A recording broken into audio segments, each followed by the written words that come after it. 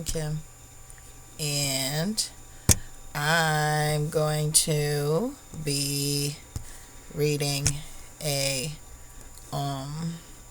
an original poem. Um, I was inspired to write this by two of my late ex-boyfriends. Uh, Barry Bird was the one that became an ancestor most recently, as of March 22nd, 2025. My first ex-boyfriend to become an ancestor was Shaka Kimber.